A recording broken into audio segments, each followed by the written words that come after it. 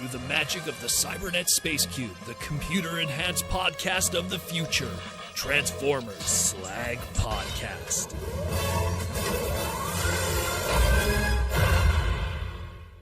What's up, everybody? How we all doing this Saturday night? And it's a special Saturday night. It is the Transformer Slag Podcast Saturday Night live stream main event.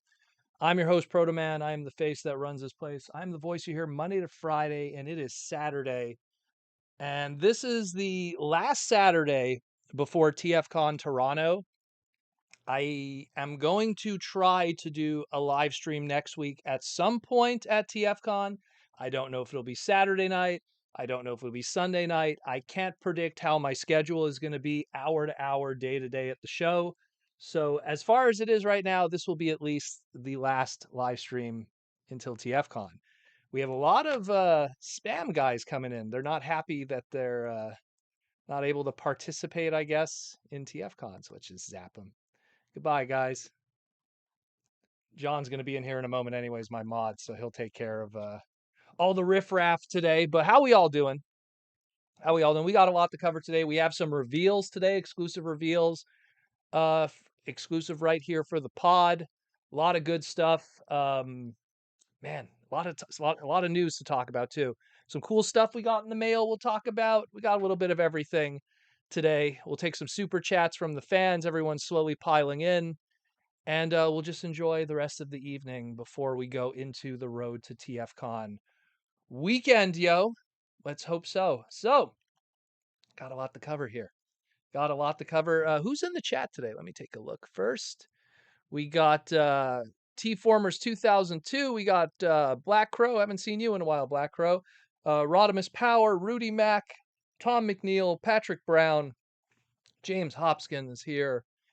Who else is here? Talib is here. Fawnheart, haven't seen Fawnheart in a while. Ashnud is back at it again. We got our patron member, Fair Lady Z.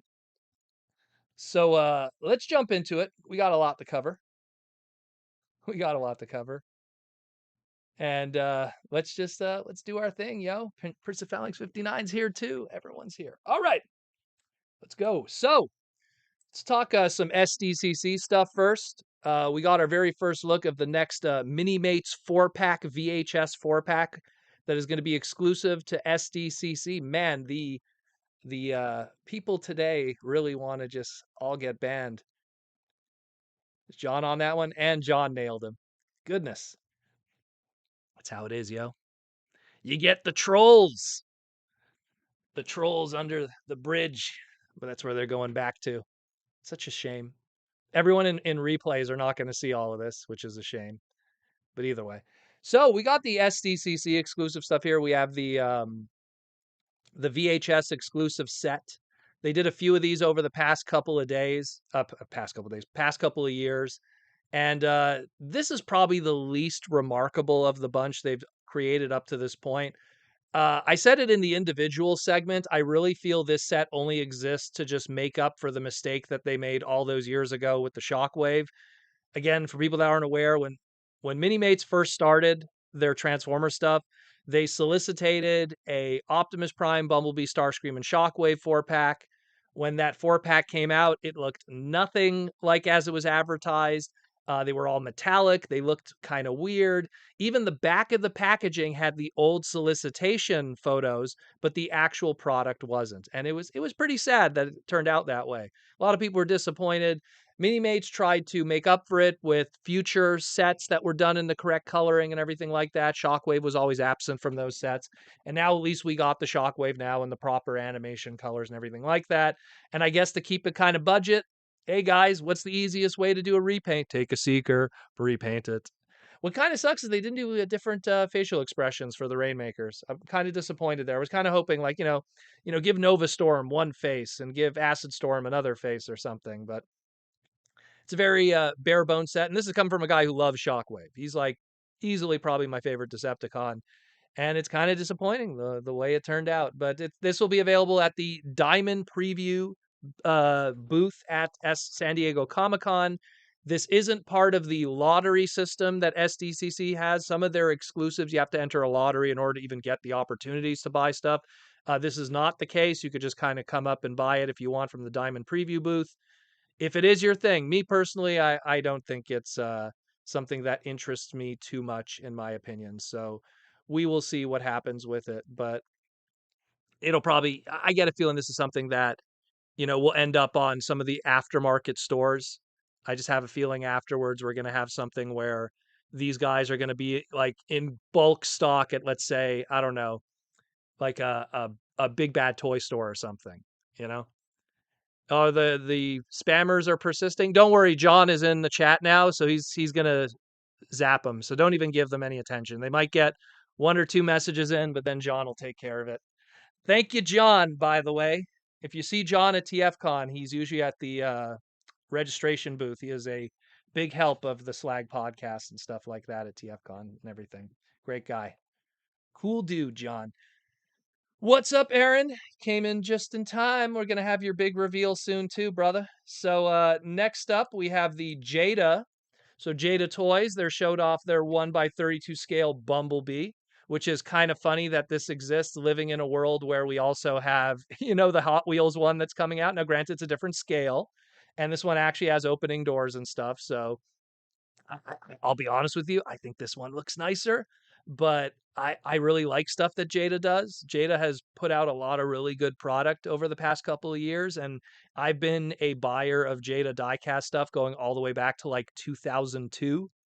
I have like memories of buying like Initial D, like diecast Jada's 1x32, 1x64 scale stuff with my ex-girlfriend back in the day and buying those in bulk and everything. So, I just love their diecast stuff and they've always done a good job. And, you know, it's also affordable.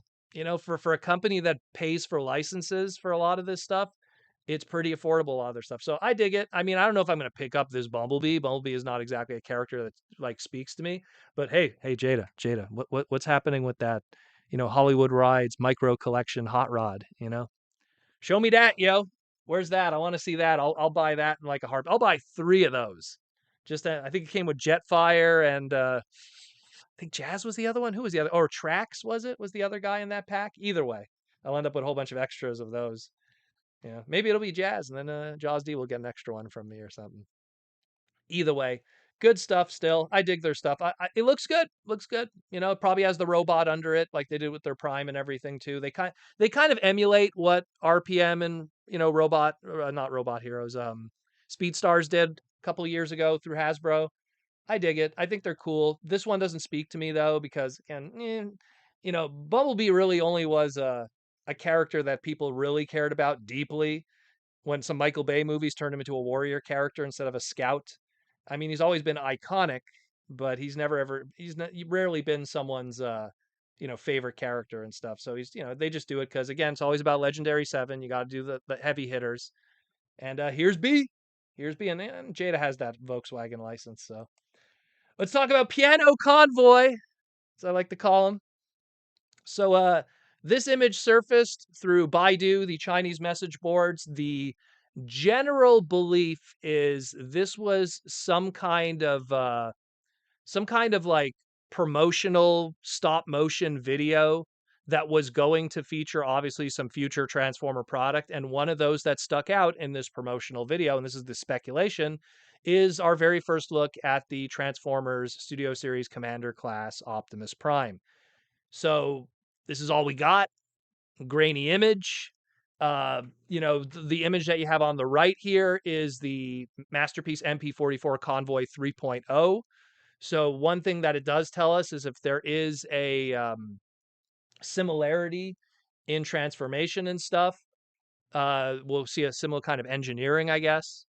But I mean, I think it looks good, but it's hard to tell when you have these kind of photos. It's a weird side view photo. The articulation is kind of being pushed to the max to play the piano. There's a lot of weird things going on here. So we'll see what happens. I hope that the trailer is done well because one of the biggest weaknesses of the Leader Class Optimus Prime trailer was none of the paint budget went into it. It was just a gray box. And it's fine when it's just a gray box. I mean, G1 Prime was a gray box. but it had stickers. It had other sprue molded in plastic colors for that gray box that broke it up and made that trailer interesting. It gave it some character. The leader class one through Earthrise was a lot of gray and not much else, unfortunately. So hopefully they break this one up. They make it good. If they use stickers, I won't hate on it. I mean, yeah, Power of the Primes had some stickers and stuff and everything, but bring some stickers in just to break it up a little bit, make it a little interesting. I know it's a little bit more of a cost thing, but it would definitely make the trailer nicer. I mean, I kind of liked, and it's not a bias, I'm being honest. I really liked how they did the Commander class trailer for Rodimus. They made it a very good base element. It had a storage kind of like compartment for weapons and stuff and blast effects. So they could really think if they could do something clever with this and Studio Series 86 and really knock it out of the park. It would be cool. It'd be very cool. Very cool. One thing, judging by how that backpack is, don't expect Sideswipe's rocket pack out of this one. So this is going to kind of be its own thing in a lot of ways. But I think it's going to be interesting to see how this pans out. We did have teaser dates of a reveal for this, supposedly on TFcon's Sunday next week. On the Sunday, we might get the reveal for this, and the time is apparently 9 p.m. Eastern Standard Time. So I don't know how this is going to be revealed. There's some, again, suggested dates of stuff. We will see what happens. Nothing is set in stone. We're just speculating on this. I know a lot of people have had heated opinions. Some people are not happy about it because of how much they've already invested or spent to get the Earthrise one. Guys, I've said it before. The fact that Studio Series 86 existed told me right away that any molds that exist prior to that aren't under that emblem are just days away from being made obsolete. It's just how it is. It's just how it is. So we'll see what happens, but Piano Convoy right now is all we got. Obviously, you know us. When we'll get better images, we'll talk about it here on the podcast and we'll break it down. And I'm sure everyone will either be happy or extremely angry. But I mean, I look at the Ultra Magnus that they did, the Studio Series 86 one, and that turned out quite well. And that's a trailer with a truck front end transformer figure in that price point. So I imagine they'll do something just as good. Accessories, roller, the whole 9 yards. They'll do something really good. I'm pretty sure of it. Next up, we got this only image we got, only image we got of our next Amazon. This is part of the Mayhem Doom and Destruction 2 packs. We've already gotten our Insecticons. Some of us got our Jet and Breakdown 2 packs, and now we got this one here that hasn't gone up for pre-order yet or anything. We've only read listings of them, but we got our IDW Bludgeon based off of Don Figueroa's Stormbringer design, and we got a very pretty good retool and partial from the Beachcomber into Ruckus that I'm quite impressed with how it turned out. I know some people were complaining about the legs and everything, but they got to really have to see, they have to see the bushes in between the trees here and see what's really going on. And it's going to be pretty interesting to see what they do. Really, really interesting to see what they do. Talib says, "Heck, that's going to be a mini masterpiece." The Optimus, yeah, totally. Well, that's what I mean. A lot of times you get Shogo Hasui, you get Yuki Ashima, you get some of those masterpiece guys, and they figure out a way to twist and turn a figure, and they figure out a new way to do it, and then you march forward a couple of years, and then when they're able to do a retail version again of that character, they then look at the masterpiece and go, is there a way to shrink that down? I mean, let's be real. The MPO-1 Optimus Prime Convoy, the very first masterpiece, under Aaron Archer and the rest of the crew's development. I think even Don was involved with that one too, if Aaron could correct me there. I think Don was. That kind of in a small way, what they learned from that got shrunk down into the Robot Masters one. It wasn't one for one, but definitely some ideas of how to do the sides of the abdomen and everything like that, and even just creating a faux transformation for the chest and stuff. Like, there was new twists and turns that were learned from it, and I feel that that happens a lot with masterpieces. They put out a masterpiece of the Datsun brothers or the Lamborghini guys, and they go, "Oh, that's a new way to transform the leg." That, instead of it just being like, "Oh, it's the back of the car and a foot, a toe folds out." So I think it's going to be very interesting to see how it goes down. and I won't have the masterpiece jitters that some people have of being scared to transform their masterpieces because they might break, which is a common problem. Um, but yeah, let's talk about Ruckus and Bludgeon. They look great. They look good. I mean, go check out my individual segments. I do side by sides. I clean up the images, a little bit of the backgrounds, just kind of to show what's going on here. I think Ruckus is just great because, hey, we're finally done our trigger cons. I mean, that's pretty cool. And Ruckus was a character that I got to write his bio for his very last figure during Combiner Wars, and I was not happy with how that one turned out. Not my bio, but like how the figure came out. Because long story short, with Ruckus, originally the Stunticon off road that we got, that I guess we'll call it the mystery fifth member of Combiner Wars back then. That was originally supposed to be Ruckus, and they didn't make it Ruckus in the end, even though it was completely sculpted to be Ruckus and everything. They didn't make it Ruckus in the end because they couldn't get the trademark. And they said, you know what, we'll just do off road. That way we could secure that more generic trademark and use that in the future. And that was that. And then, of course, with Fun Publications, they're like, well, we want to take that mold that was meant to be Ruckus and actually do it as Ruckus. And we did. And we just, because I was writing the bio, they're like, let's use the French Canadian name because Proto Man's French Canadian, even though he never speaks French. Ben oui. So and they called him Garbouge. Whatever. I wrote the bio. I had some fun with it. There was a lot of cool stuff. That's what I always liked about writing bios is you could add a little fan wink and fun with it. But I'm happy to see this because this is the proper figure. This is done right. This has that nice look to it. It has the TriggerCon flip up guns up there. The big complaint that everyone was having online was the deco that's on the forearms is because whoever did the deco sheet for this character referenced the TF wiki, and the TF wiki was wrong and used a bad source image for their Ruckus. Look, the TF wiki has a lot of mistakes, and the biggest problem is people go, well, then you should fix those mistakes. And I go, yeah, okay, I'm not going to go fix those mistakes. The guy who owns the TF Wiki literally makes tons of money, ridiculous sums of money off of the free labor of everyone else. And he laughs at you guys. No joke. And I will slap him in the face if he says otherwise because he's full of it. He's been doing that for years. And that's why. And then like people are going, oh, I guess I'm going to update the wiki. And I'm like, well, here's another person working for free. You know, I love Monzo.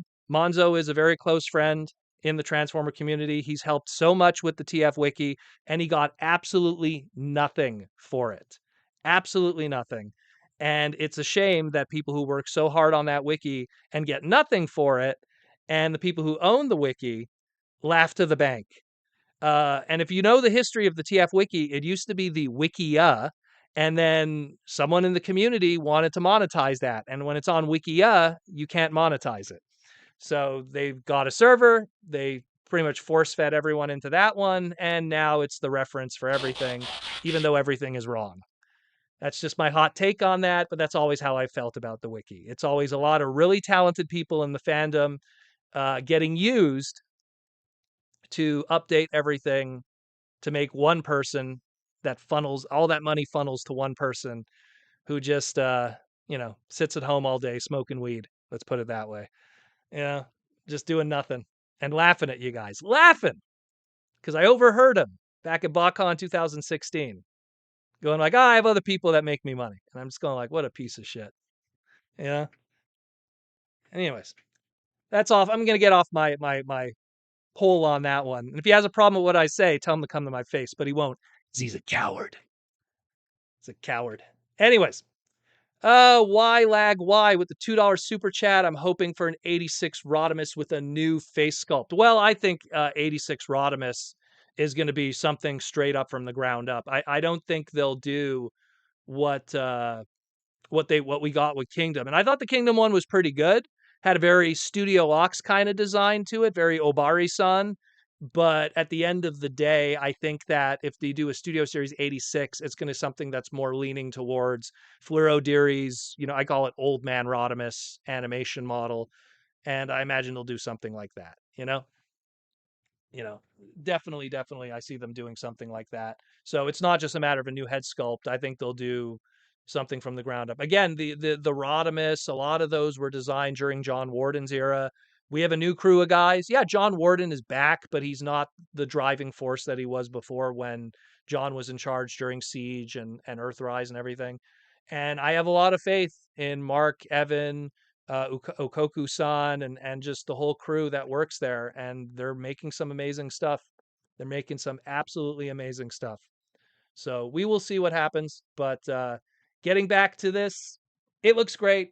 I'm looking forward to it. The Don Figueroa bludgeon doesn't speak to me as much because it was only really used for a couple of issues in Stormbringer before he had a completely different, design change in the comics. But the Ruckus is great. You complete your triggercons. Everything's beautiful. Godspeed, yo. What about these? Shout out to Pulse Dragon in the Montreal Transformer community. Where's my phone? I broke this news today. Not today. A couple days ago, because I got a message from my buddy Pulse Dragon, and let me pull up the message. Might as well. Where is it? We went back and forth for a bunch of stuff because he's my bro on the feet in the field. Oh my god, I got a million things here. Anyways, I have to scroll forever. But so he found these at a Dollarama in Montreal, Canada, and these are $5 a piece. That's the next wave of Squeezelings, which are these like 2 to 3 inch little rubbery PVC Transformer figures. Nothing major, nothing crazy. It's an Optimus, it's a Bumblebee, it's a Megatron, it's a Grimlock, but it's important to me because it's like, hey, there's some Beast Wars love here. You got a Cheetor, you got an Optimus Primal. So if you're a Beast Wars fan, you get a little love with that. It's nice to see more. I've always said the most amazing thing about Beast Wars was during its absolute dominant high during that time, 95, 96, 97, 98. During that entire time that Beast Wars was absolutely killing it on the airwaves and it was a great, Kenner slash Hasbro selling toy line, there wasn't a lot of licensed merchandise. There was like some puzzles by Milton Bradley.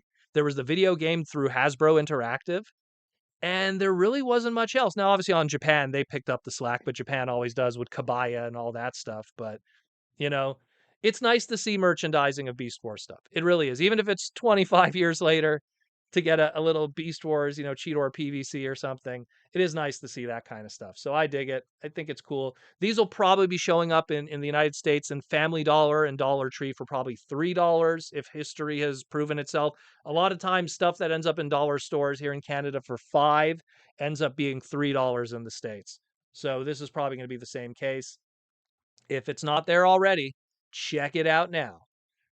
Then let's go into some Masterpiece. So we got our MPG 12 Shattered Glass Optimus Prime. We now got our nice crispy images of it updated in every shape and form. We now know all the weapons he comes with, and he supposedly, according to the description of this listing here on Takar Tomi's Mall, it says that it actually is also going to say "till all are gone" on the roof of the vehicle, even though we can't see the roof of the vehicle here in any of the shots, except maybe a little bit in that robot mode there, but it's not high quality enough to really get in there and see it. But yeah, I think it looks cool. It's not a surprise. I mean, people were like going like, "Didn't this get done already?" And it's like, not really. They did a Shattered Glass Optimus Prime with the MP10 mold before that. They did a Shattered Glass Optimus Prime with the Earthrise mold. So you're just kind of getting whiplash from every single Optimus Prime mold that gets turned purple and evil. And now it's the turn of the MP44 getting its chance. This doesn't come with a trailer. It doesn't have the electrical sounds and stuff. So that's all been gutted out to kind of put the price down. You're just pretty much just buying it for the troublemaking leader of the evil Autobots. Evil Matrix, Blast Effects, Energon Axe, Battle Damage Face, Ion Blaster, and Equip Accessory. Looking good. I dig it. But here's the one that blows my mind. Here's the one that surprises me more than anything. And that's the Shattered Glass Jetfire they're running with here. And I'm just going to say out front, what a terrible choice of background to show this. So the Optimus that I just showed you that's like dark and purple, they used white backgrounds to show it off, to let it pop. why would you use a black background for a light eating character that is all in black, like Shattered Glass Jetfire here, MPG 13. We got two masterpieces here. And yeah, very interesting choice. Uh, a Shattered Glass Jetfire has always been a thing for quite a few years now, and then really cemented in stone when, of course, we got the Commander class repaint. Now they're going with the masterpiece and doing that repaint. I don't know. That's going to be a very, very expensive repaint for a very obscure idea for something that didn't really have much of a social impact, I guess we'll put it. You know, Shatterglass is a BotCon idea, and it's a club subscription idea, and it's a web exclusive Hasbro Pulse idea. Japan doesn't really have a lot of Shattered Glass mileage, I guess is the best way to put it. And to have a Japanese exclusive product like Shattered Glass like a Masterpiece, have a Shattered Glass Jetfire at that $200 price point. Ooh, that one, I'm telling you, I'm just calling it now. I feel this thing's gonna go on sale on Amazon. Amazon.jp specifically. Just have a feeling. Just got a feeling. We got a gold super chat from Manning Fresh, $10. Hello, sir. Thank you, Manning Fresh, by the way. Hello, sir. By any chance, do you think we'll get another Autobot 5 pack, but this time include Prowl? Do you think we'll ever get Runabout package refresh? Well, I know that, look, the guys at Hasbro, and specifically Evan always addresses the fact that they do recognize when certain figures sell ridiculously well, that they feel if they did do a reissue, they would still sell ridiculously well. Sometimes you get stuff like DevCon, right? And DevCon, if they do reissue it, it might not sell well the second time around because he's not like one of those upper tier characters. But Prowl, for sure, if they do Prowl again, let's say they just do Prowl as a standalone deluxe, or they make him like a Target exclusive standalone deluxe, I think he'll sell just fine. Part of the reason why Prowl just didn't, get the opportunity yet was because that mold that you guys want was an Amazon exclusive, and they have contracts that they have to abide by. And it's just something that they're just waiting for that opportunity. They did a new tooling when they did the Death of Prowl figure with the Buzzworthy Bumblebee 2-pack. But we'll see. We'll see. Again, Prowl for sure. Runabout, that's the tougher one. That's the tougher one. That's the one where it's like, I don't know. And bearing a trademark coming up, like, oh, trademark expired. Oh, we need to use a trademark. Then you have a better chance, But that's one where it's like we only be like to fire up the factory, to pay the factory workers, to do all the assembly, to you know put all that plastic out there, to put it in the molds, to package it all up, to ship it to all of that to make maybe a few completists happy who weren't able to pick it up. Where a Prowl figure, even the ones who aren't aware that it's sold out like crazy as an Amazon exclusive, they might, they'll still buy it. There's other opportunities there. So sometimes it's, like the old saying is the juice worth the squeeze from the orange. So I hope that answers that a little bit, but Prowl for sure. I don't know about an Autobot 5-pack. Those 5-packs, they really need good opportunities to do that. And those are like Hasbro Pulse exclusives.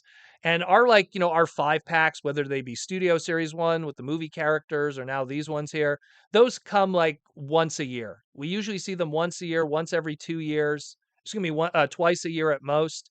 So it is something that could potentially happen, but I mean, at the same time, they might just want to back off on it if the other ones don't sell well. The success of the other 5-packs will determine the future of those existing. What sells well gets done made more of. What doesn't sell well, not so much. Thank you for the gold super chat, though, Manning. Hope to see more. Hope to see more. Joseph Ritter with the $5 super chat. Till all are gone is my motto with free stuff at SDCC. Bring on the aerial bots and cool t-shirts. Someone posted an amazing image today. They took their Voyager class Beast Wars Fusor Silverbolt, and they somehow managed to make it combine with the Combiner Wars aerial bot limbs. And they said like obviously it's a different Silverbolt in the center now. It looked so good. I think it was somewhere on Twitter I saw it. I thought it was hilarious. Try to find that one. But yeah, man, looking forward to SDCC. We'll definitely talk about it after TFcon. That'll definitely be the next discussion leading up into it. Will be the road to San Diego, and we got a lot of plans for San Diego and a lot of fun stuff coming up. Essentially, if you're going to be in the West Coast in California for San Diego, be sure to stop by the Symbiote Studio and Transformers Slag, a booth of awesome. We will definitely have some fun stuff there. Thank you for the super chat, Joseph. So that's it more or less for the Masterpiece Jetfire. You know, the only thing that kind of sucks about it, you actually get less with this version. You don't get the 3 little micro figs. I don't know why they didn't include that. That would have been such an easy opportunity to do some like little repaints in Shattered Glass of those micro figures, the Optimus, the Wheeljack, the Jazz. All 3 of those have Shattered Glass equivalencies. I don't know why they didn't do it. And this figure is priced exactly the same as the Masterpiece Jetfire. So it is what it is. It is what it is. Rodimus Power unboxing with the YouTube member question: will we ever get a deluxe Marvel Fortress Maximus? Rodimus, I've always said that if you ever need to make a cheap, like, you know, a trademark is expiring and, oh man, we got to make a Fortress Maximus toy, but we don't want to make a big Fortress Maximus toy, that and Scorponok, that is the easiest way out. So easy. You do a Warden Fortress Maximus, you do the Marvel Fortress Maximus, same thing with the Scorponok. And they could literally call it like comic, you know, like the way I see it, this is the easiest way to do it, honestly. And they could steal this idea if they want. You do a deluxe class Scorponok, and then you legit, no joke, then have an easy way to make a double punch that actually works in scale. Because double punch was one of those Action Master Elite characters, wasn't historically known to be a giant Scorponok like figure or character. And you get 2 repaints out of that right away. And then just for fun, if they want, they'll do a Black Zarek color just to like fill it out if they want. Then they could go about and go and do you know, a retool of it, and then boom, what do we got? Energon Scorponok. You know, it's so it almost writes itself. It's so easy. And the Fort Max is the same thing. You know, people need to realize like Grand Max wasn't huge like Fortress Maximus. Yeah, he was a little big, but he wasn't like huge.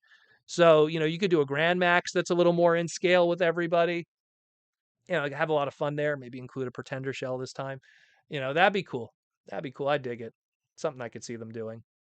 Something I could definitely see them doing. And again, Warden Fortress Maximus from the IDW books, and even from some stuff that I wrote back in the day. So I would dig it. I think it'd be cool. I think it'd be cool. We got a pre-order that dropped today also, and yesterday we had the Target exclusive uh, Ratchet and Dead Brawn that dropped. We also got like a surprise, super hyper edited, quick live stream from the Hasbro Pulse crew of BMAC with Evan, just kind of showing off and showing like, oh, here's all the little things, the holes in the chest. Oh, the Brawn has a new chest and a new head, and here's the guns, and here's this. You know, just stuff we've already seen and talked about, but just like, you know, it's still cool to get their official release of it and to show it off to us and everything. And these have showed up. Now I know the big conversation, the big conversation is, of course, you know, is this going to go on sale? Because we had a Prowl and we had an Ironhide, and those did not sell well. And I'll be honest with you, between Prowl, Ironhide, Ratchet, and Brawn, Brawn's my favorite out of all those 4. But I'll be the first to admit that the Ironhide and Prowl are the much more popular characters, and those ones didn't sell well. So if those ones didn't sell well, and I like to feel that Ironhide is more popular than Ratchet, and I like to feel that Prowl is way more popular than Brawn. Only a weird guy like me loves Brawn. And I just feel that this is something, I know this is going to sound a little bad, but probably you might want to wait on pre-ordering this. I just feel this is something that's going to hit clearance just based on how the first half of this didn't do well. Am I sabotaging this from the get-go by saying this? Probably, but I also am always more concerned about someone's wallet than, you know, just throwing things at it. Look, I love this set. I have the other half of it. I have the Ironhide, I have the Prowl. You know, I'd love to get these other 2 to complete the set. It has Brawn. I love Brawn. But part of me is also going like, do I need to buy Brawn for $59.99 when who knows, in a couple months from now, this thing's going to go on deep clearance for $20, $15, dare I say 10 at Ollie's. It's happened before. It might happen again. So We will see. We will see. We will see. We will see. Tom McNeil. Braun is a great character. I'm really impressed with what Hasbro did with him recently. Braun has the best line. Wrong again, you dipstick tape deck. Which makes no sense because a dipstick is car related, but somehow it became an insult. But yeah, so that's it more or less for the news that we've talked about more or less this week. But we have exclusive reveals today for the Transformer Slag podcast. Two of them. One of them is a TFcon exclusive that has not been revealed yet. And the other one is some beautiful art book stuff. So let's see that, shall we?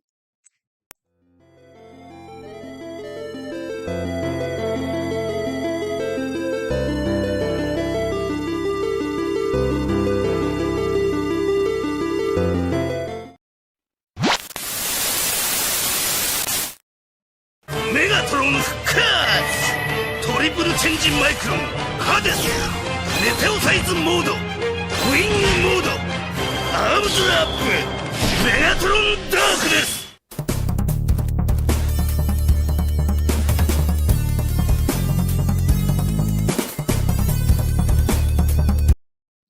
Yes, ladies and gentlemen, joining the next of the Transformer Slag podcast video game exclusives. Those aren't my hands, by the way.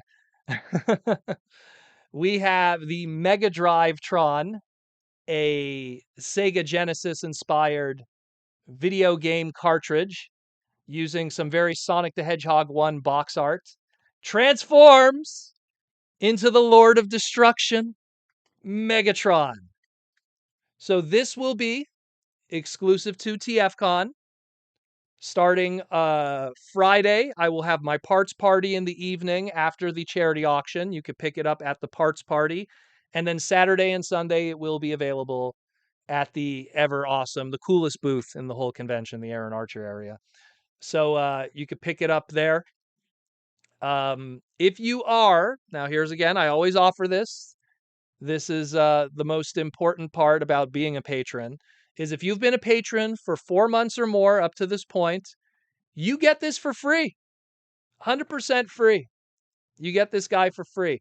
So if you are going to be a TFCon and you want this guy for free and you are a patron of more than 4 months, contact me through Patreon. I will make you a QR code. You show me that QR code at the show, and I put this Megatron in your hand and you walk away and enjoy it. If you are not going to be a TFCon, after TFCon, contact me and we will work out something where we could have one shipped to you. You just have to pay shipping, but you don't have to pay for the figure. That's all. We just have to pay for the shipping. We've done this before and we will do it again. So this is going to be the exclusive available at the show. We also, due to popular demand, have a second run of the Convoy down there, the little Nintendo cartridge one that turns into Optimus Prime. We will have a short run, second run of them available at the show, not as many as the Megatron. So if you're interested, come get those too. They will all be at TFCon. So check that out, yo. We'll just play the video one more time. And no, it is not my hands.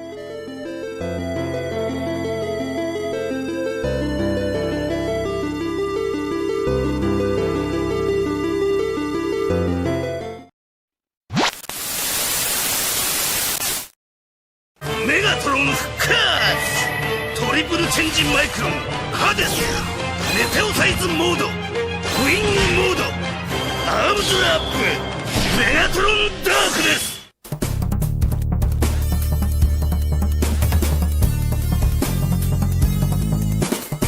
So enjoy that. So we got this one here. Here it is right there. I literally had the prototype sitting in front of me for weeks. What I love about this one is it actually has articulation for the cannon. So you could actually articulate the little cannons there. He has 2 of them because, you have to have for both sides here. So really, really cool. Go check it out. I want to give a shout out to Damon Batt, who did the beautiful label art there. Damon always does amazing work with TFCon. He's been helping us with a lot of the exclusives, since 2015, I want to say. So almost 10 years. So you can pick him up. Here he is compared to the Nintendo cartridge. Both of these will be available at TFcon. Check it out, yo. Again, if you are a Patreon member for more than 4 months, contact me and we'll work out a QR code for you to pick up at the show. For free. If not, I have to pay for it. It will be exclusive at the show. So there's that, but we're not done yet. We are not done yet. We have other exclusives we got to reveal. We got other ones we got to reveal. But first, let's do some sponsorship because it kind of leads into that. So first, let's talk about some Symbiote Studio stuff. Of course, we already talked about the San Diego Comic-Con exclusive Battle Damage Sludge that's going to be at the booth that weekend at Symbiote Studios. We have, of course, also the Grimlock that we revealed just last week. So that one's also going to be available on the website. So that's pretty cool, along with all the other Symbiote Studio stuff that is available. Of course, some stuff sells out, some stuff is available. It bounces around. Right now, we have a sale. We have a pre San Diego Comic Con sale. Some stuff has been selling out, so stock may vary, but you got some items on sale too. Go pick yourself up my monkey right there. Go pick up an Optimus Primal for a $10 bill. Go pick yourself that up. Or a Bumblebee is on sale. The Cobra Commander is awesome. The Dragon Zord and all the Power Ranger stuff. All these Hasbro brands, of course. All of those too. So go check them out. SymbioteStudios.com and all their beautiful things. We're going to have more Symbiote Studio talk when we get back from TFCon because we're going to be leading into that show. So get ready for that, yo. And of course, let's talk about the Toy Armada with Aaron Archer. So people were surprised we dropped a brand new segment just a couple of days ago. I really, really wanted to get this segment out before TFCon because I know a lot of people always tell me when they do their long trips to conventions and stuff, they love to have something to listen to. And I wanted to make sure that this was out in time. So when people are driving to TFCon or when they're taking their long flights or when they're waiting for their air flights or whatever, they have a pod that they could listen to. And this is a really good one. It's me and Aaron going back and forth about the industry and what doesn't work and what does work and, planning for the future and certain brands that work and some brands why they don't work. And, we really go deep into the weeds. It's not a very visual one, this one. This is really just us going back and forth and talking a lot. It's been very well received by the fans. So go check that out if you haven't already. Again, the Toy Armada with Aaron Archer. That segment is up right now. Aaron also did 2 different live streams, mostly just talking about his books and stuff. A lot of cool books that he's got that I'm kind of jealous of that I would love to get. That Cover Girl book looks pretty interesting. But check it out, yo. The Toy Armada with Aaron Archer, as well as 2 live streams that are there too. If you need a good 3 hours to burn, you got all of that right there. That's for sure. But we ain't done yet because we got another reveal today. Debuting at TFCon. And it's going to be on the website starting right now for people who can't come to TFCon. But the first people that are going to get their physical hands on it are going to be at TFCon. Debuting at TFCon is going to be Aaron Archer's The Art of Transforming Robots, Volume 3, full color, 36 pages, glossy pages. And we got some teaser images here. Here's the insides.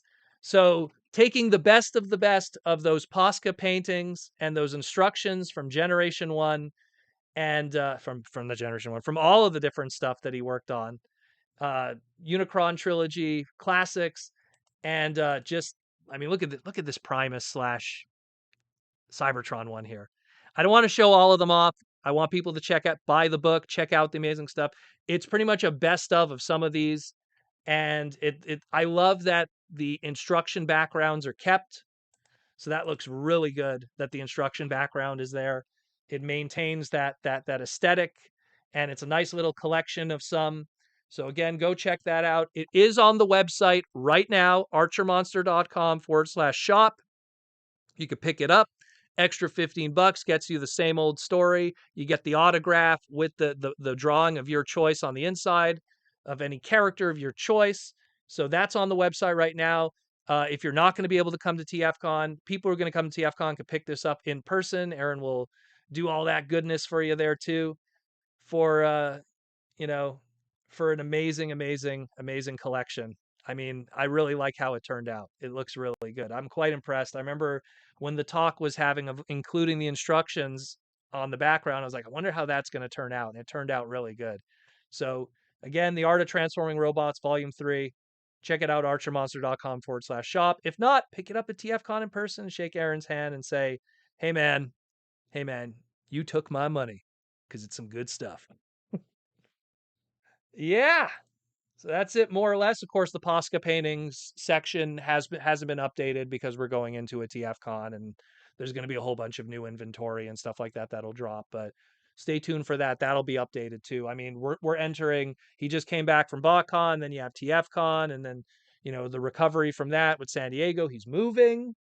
There's a whole bunch of stuff going on. So, but again, be sure to come to TFCon Toronto and pick it up if you can. If you can. And that's it, more or less, for the news, the reviews, the rants, and otherwise. Got some stuff I want to talk about that I got in the mail, and we'll just take questions for the rest of the evening. How much time we got? Oh, we're pretty much at the 50% mark. We got a good hour or so. So we'll take some super chats, and we'll talk about some stuff that we got in the mail. Some good stuff. But yeah, I'm really hoping to see you guys at TFCon. If you're going to show up, again, I will be doing a parts party. So far, this is what I know of my schedule thus far. This is all subject to change. Certain things are locked in. Um, Friday evening, starting at 5 p.m. I'm going to be starting charity auction stuff. And so you go to the panel room. I will be in there with Ian. Cheers, Ian is my partner in crime with the charity auction for Make-A-Wish. And that's where we take the donations and I tirage stuff. We always do giveaways with that. Whatever you donate, we give you tickets so you could win fabulous prizes. I have no idea what those prizes are yet. But there have always been big bombastic prizes, really, really cool stuff. In the past, we've given masterpieces, Titan classes, really cool, like, high end con exclusives and everything. So, but definitely, like, come to the charity auction. There's a lot of great stuff to buy and pick up there. Like some items go for crazy money, and then a Voyager goes for $10 and you get a deal because everyone's looking at something else. So definitely I'm going to be there. That's going to be like 5 o'clock until 10:30, 11. I hate to say it, but it's probably going to be like 10:30, 11. I know it's run late in the past. Then after that, I do my parts party, which I'm going to open that up 11 o'clock at night until midnight. I open it up for an hour. That's where people will get their first opportunity to pick this up if you want to buy it, or if you're a patron and get it for free. I will also have other stuff for sale in the room. I try to bring this and that of different inventory just to give people some early purchasing beforehand. And that'll be the Friday. Oh, we got Joseph Ritter with a gold super chat. Joseph Ritter says here, I asked Aaron to draw me something in volume 2. He gave me a look of disgust and told me I need help. Who knew he didn't take risky requests involving RC and Springer? Great bug. I doubt that. I really doubt that, Joseph. I doubt that. Aaron's a cool dude. Aaron's a really cool dude. Thank you for the gold super chat. But yeah, so it's something where so that's what's going to be Friday. Saturday is going to be at the booth 99% of the weekend. Sunday, there is a panel. I think it's at lunch. Aaron, confirm it. I don't remember. I think it's at lunchtime on Sunday. I have to check the panel schedule again. So yeah, I know I have that. I don't know what's going to be happening Saturday night or Sunday night. I know that there's trivia stuff. I know that there's other events. Those I play by ear. Like last year, I intended to do the live stream on Saturday night. It got super busy Saturday night, so I moved it to Sunday. So I'll try to get a live stream in. I'm going to bring in the live stream equipment, but I can't guarantee 100%. If it happens, it happens. Hey, that's awesome. If I could get that corner that I got last time that I recorded, it had good acoustics and people were still able to engage and stuff. But let's see how it pans out that weekend. I know I was talking to the head of TFCon. He was saying the hotel rooms are sold out. It's going to be a very busy weekend. So we'll see. We'll see. I don't want to make promises I can't keep because those are things that are kind of out of my hands. So we'll see. Let me just make sure we get everybody here. T-Formers 2000 just need to wait to finally get Wind Charger to get his corpse with Wheeljack. Yeah, get that 2-pack with a dragging RC as the third figure just for the heck of it. Just to get that Studio Series 86 RC out there again. Tom Laney, I'm not able to do TFcon. Gonna make it at some point. Excuse me. I had a lot of food today. I thought going to BotCon deal room and how small it was. How does it compare? Well, at one point, BotCon was the biggest of the big. When it was under Fun Publication, Brian Savage, Pete Sinclair, Jesse Witherich, like that crew of guys. During that 2005 to 2016 era, it was huge, the dealer rooms. They were absolutely massive. Obviously, the movies had a lot to do with that, and they were really fresh and popular. And those West Coast ones were huge. Hasbro's there in the flesh, so that makes a big difference. The new crew now, Abacus, which is in charge of the new BotCon, it's a web store and everything, completely divorced from the old BotCon crew. And I mean, it's trying to find its place. From what I heard from people who went there, it feels like early BotCon, like the pre-Fun Publication BotCon. So it's something where it needs time to grow. I will give them credit. They got an exclusive that was an official licensed Transformer product as an exclusive, that YOLO Park model kit. So that's something that even TFCon kind of has difficulty doing, is getting exclusives that are official product. So I'll give them credit there. They got that. But we'll see. They have to, everyone has to grow. Everyone has to grow. I don't know the people who run it currently. I don't know their frame of mind or intentions, or if they're good guys, or if they're, if the heart is in it. I'm not saying they aren't. I'm not saying they are, but I'm just saying that currently right now it's smaller because it's a new entity. It's that old name, it's that old trademark, but it's a new entity in a world where BotCon disappeared in 2016, and then dare I say, 8 to 9 years later, now it's starting to become a thing again. Almost a decade later, it took a little nap in a lot of ways. You had that weird HasCon stuff and everything. So, but that's BotCon. TFCon, in my personal opinion, if you want to go to the apex of TFCon, like the best TFCons, you go to the USA ones. I find the Chicago and the West Coast shows have the best turnouts. The Orlando one was pretty good too.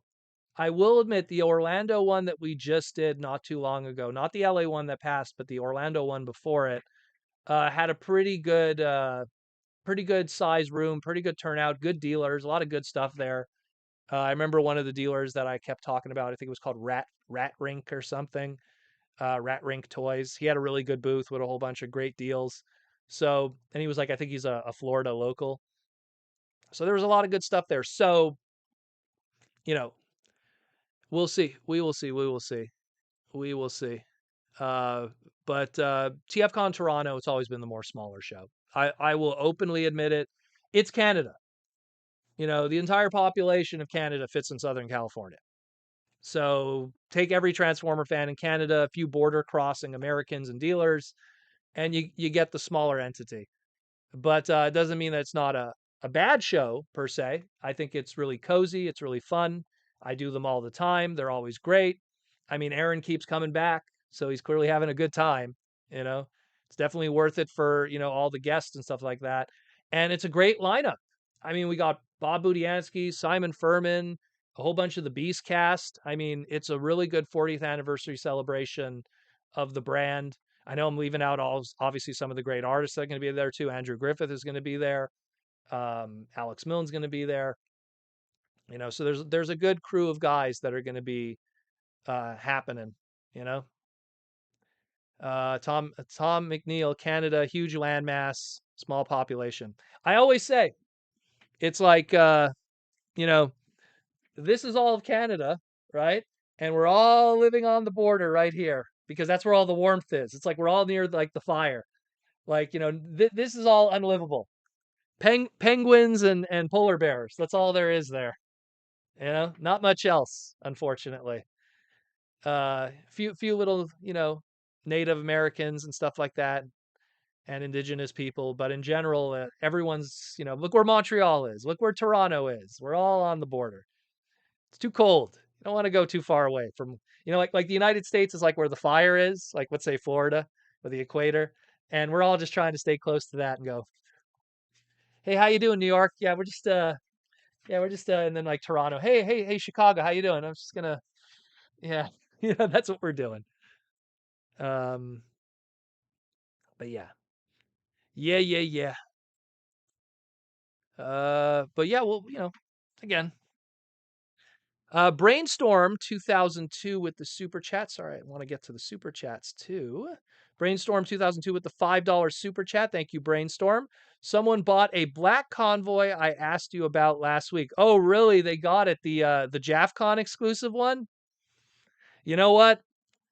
It's happened to me. I'll have an eBay auction open and I'll be like, I'll get that. It looks good. But you know what? I'll wait till next week. My bills are piling up or something, let's say, I had a busy con weekend or something. I'll wait till next week and when all the bills are paid and then I'll pick up like that nice high ticket item. And then you refresh and it's gone. It's happened to me many times. Many times. So I don't blame you. I feel you. That's what happens. But hey, you know what? You'll get another chance. You'll get another chance. The JAFCon exclusive one isn't like a super rare item, anyways. It's it's what I like to call uh geographically uncommon, you know? Meaning not common for a Westerner who doesn't have an opportunity to get that because it wasn't that market. But I'm pretty sure you go to Akihabara, you go to Mandarake in Japan, I'm pretty sure you'll probably find a JAFCon, Minton Box, Convoy, Convoy easily. So it's something because it's not geographically rare, it's just a geographically uncommon item. I'm inventing a word here. Um, it's something that you'll get another chance. We're not talking like super hybrid Rodimus, test shots and samples or I'm trying to think of like lucky draws or something like, oh, the Super Link Lucky Draw Silver Rodimus, 1 of 10 made. I'm doing this because I'm looking at mine because I'm a psychopath. Like there's certain ones that are pretty tough.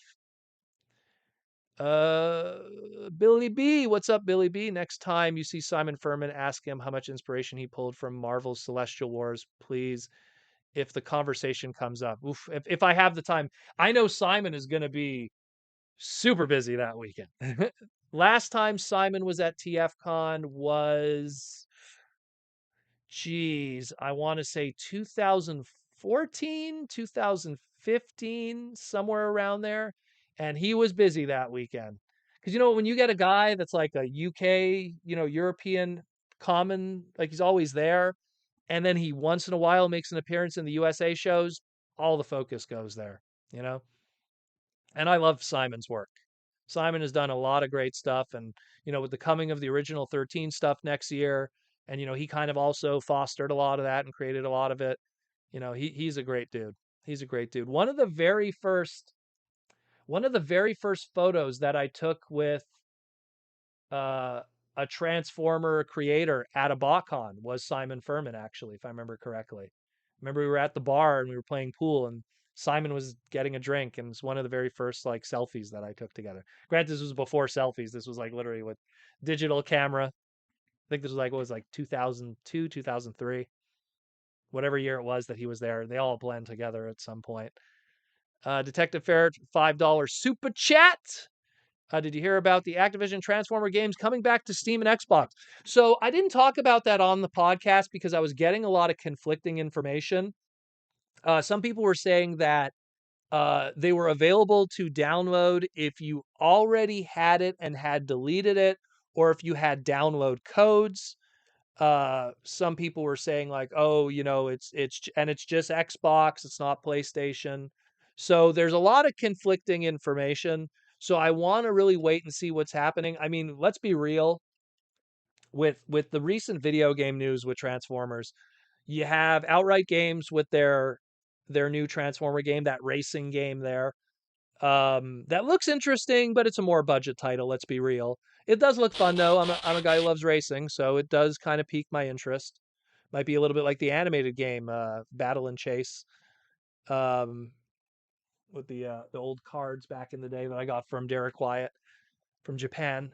Uh, and then of course you have whatever the hell's happening with Reactivate. I think the irony with Reactivate is Reactivate's trailer was using Bon Jovi's Dead or Alive.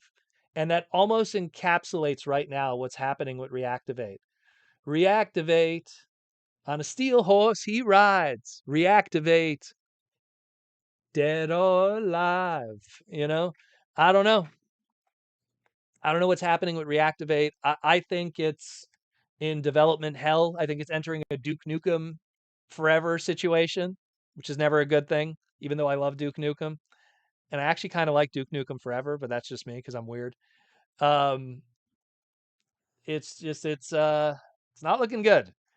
So maybe it's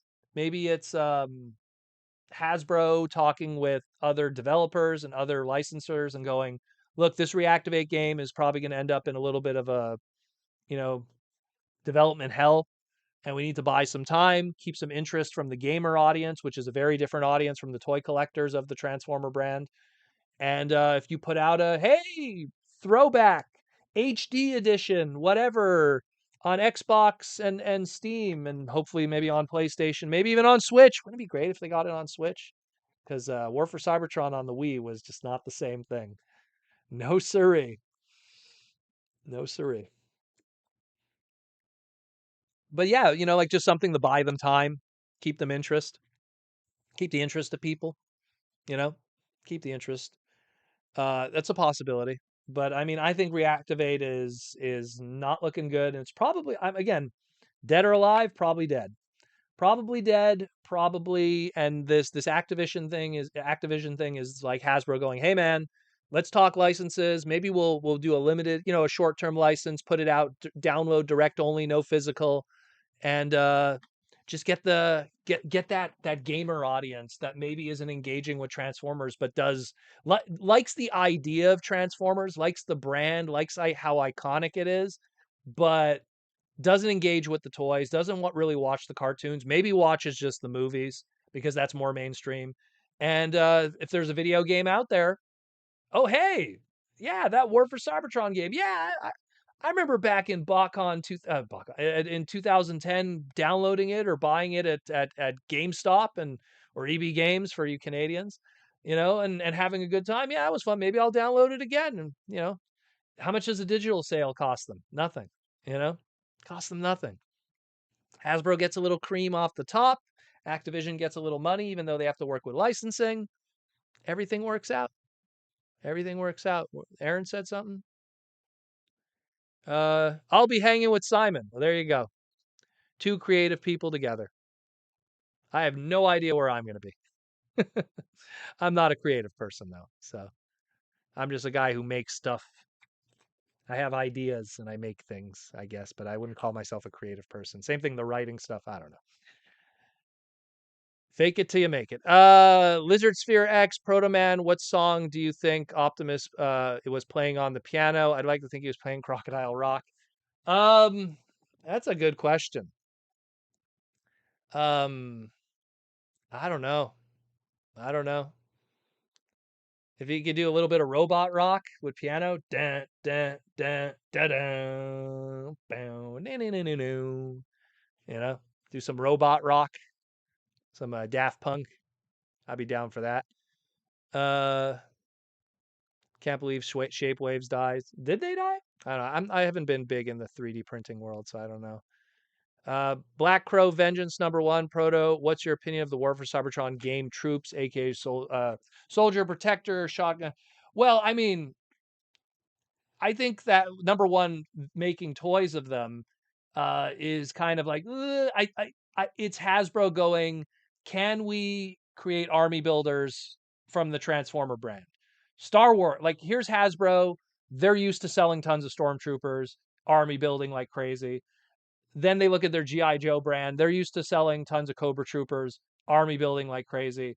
And then they look at their other brands, like they could look at, maybe they could look at Marvel and go, oh, maybe some people are going to buy those AIM agents, some Hydra agents, some Shield agents with swappable heads, and maybe do something like that in army builds. But then they look at Transformers and go, how do we get army building out of this? And yeah, you could argue the sweeps and some stuff like that, but it's them playing with the idea. If it works, if they notice that there's huge amount of sales of Studio Series Gamer Edition Army Builders and it does well, then they'll keep doing it. Me personally, I'm indifferent. I don't like. I'm someone I'm going to buy one to represent it. I love those games. I think Fall of Cybertron is easily the best Transformers game ever made. Period. Like without question.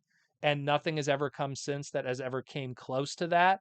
So I have a very big soft spot for those games. I loved playing it online with my friends. You've captured C. You've captured, the capture the flag stuff. Um, customizing your characters, playing online, the DLCs with the RC and the slipstreams, like that was I still have my download ticket for Shockwave that I never cashed, when I pre-ordered because that game debuted the same weekend as I think it was BotCon 2010 or BotCon 2011. One of them. It was like the same weekend of it. So I didn't get to play it the first week, but when I got back, I played that thing to death. To death. Loved it. Loved it, loved it, loved it. Even bought the 3DS versions because I loved it so much. Didn't even know that Hot Rod was in the 3DS version. They called him Hot Shot, but loved it. Let's see, we got some more super chats. Chuck Erickson, how you doing, Chuck? Spuck Convoy. Do you think that Studio Series 86 Optimus Prime will have swappable battle damage pieces? I don't know about that. Usually what Hasbro likes to do is if there is going to be battle damage stuff, you have an opportunity to sell a whole other figure. You know, it's something where it's like sell a perfect Optimus, fill out that sprue, that mold with all kinds of extra pieces and everything. And then on that sprue and mold, make sure there's a battle damage head for later. Make sure there's, a different chest sculpt for the factory to install later. It won't be included with the figure. It'll be something that'll be on the mold and then be used later at the factory for, a final battle Megatron Optimus 2-pack or sleep mode Optimus as we joke about it, but death of Optimus figure, or when they're going to do the repaints into again Shattered Glass, Powered Convoy, any of the other colors. Black Convoy, how could I forget Black Convoy? um Patrick Brown, I bought a bunch of Power Ranger putties. Well, there you go. That, mind you, that was Bandai of America, but like again, Hasbro has a history of looking at some of their other top tier brands and going, "Oh, there's a lot of army building here that could be done." And they succeeded with the army building with those other brands. Transformers never fell into that. Sweeps were a thing since 1986. No one was really doing that. No one was really like buying a whole bunch of like scourges and like building an army. There was like one or two guys that would do that. So now they're kind of like, trying to foster that. These are legitimate generic soldiers. Let's build that. And we got that a little bit through the Netflix series. Oh, here's some generics. Here's like the zombie troopers and everything like that. And the Autobot generic troopers that were in the War for Cybertron Netflix series. So, they were trying to build that. They were trying to. I've never, like, same thing, Sharkticons. The only time I've ever like kind of army builded, and it was only just for fun, was the Viacons from Transformers Prime. Because there has been opportunities to do it. Viacons and Beast Machines that you could do army building, Viacons and Transformers Prime. And the only Viacon army building I did was because he had those little legend scale ones. So I bought like 2 or 3 and I did a little army of them, with the little play sets.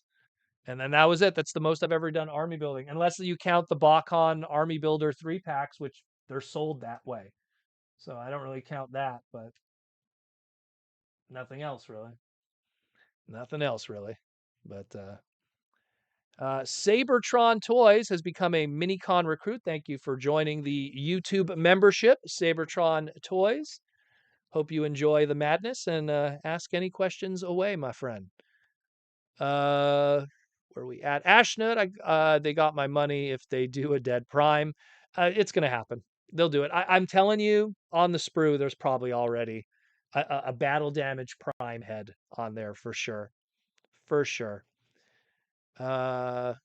Where are we at here? Patrick Brown, Hasbro did PR in 2018 till 2014. Power Rangers. Okay. Because I know, so you're okay. You're talking about putties, but putties from when Power Rangers was with them, because there was putties all the way back until 1993. There was the putty figures that were done in the 6-inch. In '93, they did the PVCs in the 2-inch. They did the little micro machines through Galoob, which had a whole bunch of different putties and different poses. So we will see. We will see. Kevin McNutty, have fun at the convention. Well, thank you, Kevin. I will have fun. It's always great meeting with the fans. It's always great meeting people. It's always great, just hanging out with people. Usually, if you want to find me in the after hours of the con, because if during the hours of the con, it's at the table. That's the easiest way to find. After hours, either my parts party in the later hours or in the lobby somewhere. I'll be around. I'll be around chilling. Don't be afraid to come by and say hi. We're all here because of the same thing we love, and that's talking Transformers. Sabertron Toys with the $5 super chat. The super chat money used to belong to Disney and Netflix memberships. Good boy. Someone smart. What you said finally sunk in. Give your money to someone who cares. Thanks for all you do.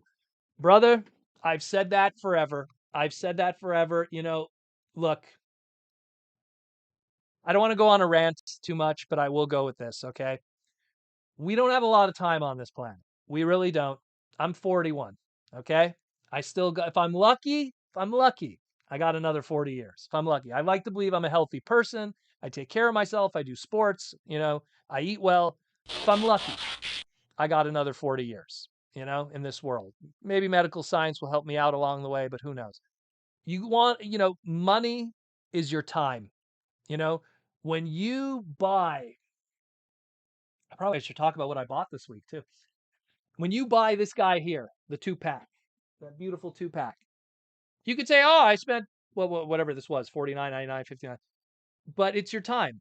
Your money was the time to get this, and you only have so much time in your life. Streaming services, it's month after month after month of nothing. You have nothing to show for it. And in all honesty, don't be that guy that's streaming has a streaming service for one show, maybe two. Or now when there's so many great free streaming services. I will give the shout out to Tubi any day of the week. I go on Tubi, they get new stuff every week. Some stuff is leaving. My goodness, you could literally watch every single Sentai Power Ranger Japanese series on Tubi, and it'll take you, no joke, there's so many episodes on there, it would take you like 20 years to finish it all. Will you ever need Disney Plus ever again? Will you ever need Paramount? Will you ever need HBO Max or any of the others? Netflix? I don't even have Netflix. If there's one show that's on Netflix that I want, then I take the high C. Because my money and my time is more important than a multi-billion-dollar company that in all honesty doesn't care about me. Doesn't, They don't. I'm the toxic, evil, single, entity that they hate. The white male who is straight. So, and they hate me every day. So I don't care. I don't care. I don't get, I'm not going to support a company that hates me, that openly hates me, that hires people that hate me. So screw you, screw you.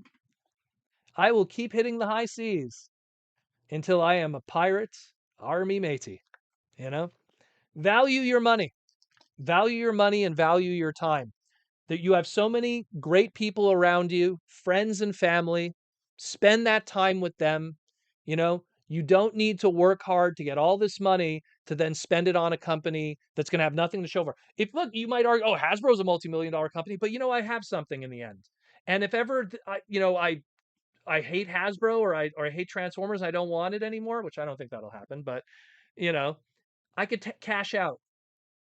Off to eBay you go, my little Kabuto beetle, my little chop shop, I could get my money back, but with streaming services, you don't get nothing back. You get this. So Be smart with your money, and I'm happy to hear that you're being smart with your money. I can't stress that enough, guys.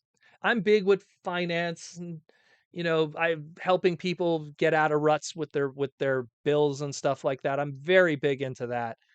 And when I look at a generation that has had more bills than any generation before that, it's absolutely crazy. I look at my parents' generation, and it's like I used to say to my mom, "What were your bills when you were 25?" Phone in the wall, plug. That's it. You had 3 channels. The rich kid had cable, but you had 3 channels on TV that were free. Electrical bill, phone line bill in the wall, that was it. Today, internet bill, cell phone bill, 50 different streaming services, electrical bill. Most people still have a phone line, you know, a home phone line. Because what they do is they like, well, if you want to have all these channels for your TV, you still have to have a landline, try to get you that way, you know? So there's so much of that. Take care of yourself and take care of your money. And I'm glad to hear that you're being smart with it. All my love to you, my friend. Trust me. And if you ever want to talk money at TFcon, I'm happy to hear it. I am glad to talk about it. Brainstorm 2002 with the $5 super chat. To properly army build, we need legacy prime Viacons, especially Steve. I'm pretty sure at some point they'll probably look into it. I mean, the thing is that they did a few Transformer Prime characters. Granted, yes, the visuals weren't well received because of how they were done in Legacy, but if they sell well, if they're received well, they'll make more. We might see some Viacon army builders at one point. At some point. What are you saying, Aaron? Don't forget your Adobe and your storage and everything else. Again, I don't pay for any of that stuff. I don't pay for like storage services. I don't pay for. People don't realize. People have to understand something.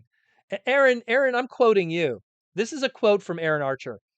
Daniel, I'm so surprised how much you do with how little you have.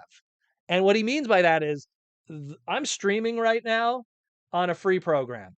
I edit the podcast on a free program. I edit my videos on a free program. This whole border and everything was put together on a free art program. You know, you don't need to pay insane money and subscription services and everything to be a baller. You really don't. You really don't. It's all out there. There's more opportunities ever now to save money. Entertainment, God, there's so much free entertainment out there. It's I could only wish when I was a kid that I had every Nintendo game, every Super Nintendo game, every N64 game, every Sega Genesis game, every Game Boy game free at my fingertips. You want to know what Proto Man is going to be doing on the way to TFCon?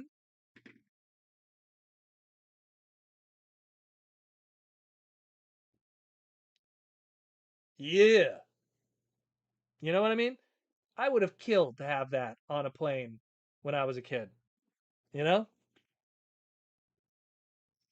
So, needless to say, we're very lucky today and take advantage of that luck that we have today monetarily. We got some super chats. I'm sorry if I missed any of them. Went on the rant. But thank you, Sabertron Toys. Good question. David Cabal, my boy David. My boy David. I love David. David go, hey, oh, sorry, been busy prepping a kids event. Well, David, hey man, family comes first. That's life. I don't blame you. I don't blame you, brother. Patrick Brown learned to sail the seas when I was in high school and never looked back. Brother, I was using Napster, the legendary Napster, day one. It was 1998, 1999. I was downloading some anime intro music, some Mega Man musics, like Dragon Ball music. Like it was in 98, 99, so, and I never looked back. And then when the when the iPod came out and people were paying for music, and I'm like, are you guys crazy? We were just taught how to get free music permanently forever, and somehow Apple figured out a way to make people spend money for music again. Whatever. Whatever. Whatever. Um, let's see. Oh no, wait, hold on. Oh, David Cabal, you asked another question. Sorry, David, I almost skipped your other question because I thought it was the same thing. What's my favorite Ultraman series? David, it's like you're reading my mind of what I got in the mail this week. David, to answer your question, I'm going to talk about what I got in the mail this week, if you don't mind. So, first, what did I get this week? I have been waiting all week for my darn Street Sharks to show up in the mail. They haven't showed up yet. I hope they show up before TFcon. I want to mess with my boys. So I've been hoping to get my Street Sharks. They didn't show up yet. I picked this guy up. Big old giant airplane rescue bots. I got him for $2 at a thrift store. I'm very happy with this. This guy was $50. Now he's $2. So, eh, transform this big boy, the big jet plane Optimus that holds all the guys. Hey man, once in a while you get a nice rescue bot item, big old chunky rescue bot item for like $2. I can't go wrong. $2 Canadian. So what is that American? It's like $1.50. $1.25. You know. So I got that. So that was a good find. I got a few non-transformer items here and there, some Met card figures, a lot of little weird things. But what else I got? This is what I got in the mail. I've been trying to get this book, no joke, for about a good year and a half now, and it was always selling out. This here. So this is the Ultraman. They call it Ultra. How would I translate it? That would make sense. Ultra common sense, I guess is the best way to put it. Ultra common sense, Ultraman 0, Ultraman 7. Ultra 7, excuse me. So this is a fully extensive Ultraman guidebook with behind the scenes stuff, power. So I'll just give you a quick. So it pretty much goes like, here's Ultra 7 and his power readout and like all kinds of facts and design ideas and everything. And then they go like, here's his powers and how he works and episode guides and then everything like that. Then they go, oh, here's the Ultra Guard with Ann Yuri and Hayata, not Hayata, and Tsuburaya and everything. So, and then all their ships and everything. And then they go episode by episode. Well, actually, these are his capsule monsters, but there you go. They go episode by episode, each kaiju that he faces in order and their power readout and behind the scenes stuff. And it's this is a thick book, a nice little book here of every single dude. Every single one. There was King Joe for a second, Paradon. Oh my God, I love all of these.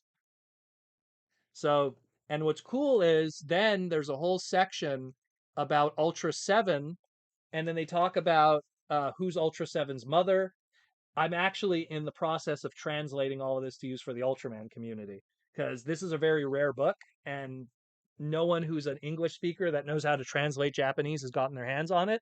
Now I have, so I'm going to translate all of this, at least the juicy stuff.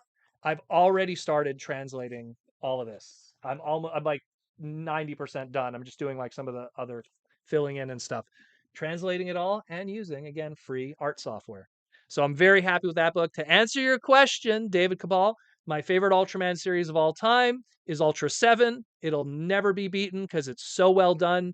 Episode 8, called The Marked, I think it's episode 8, The Marked Town, is one of the best directed episodes of anything tokusatsu ever. The guy who did the directing for it was like an X-Files episode. It was just so well done.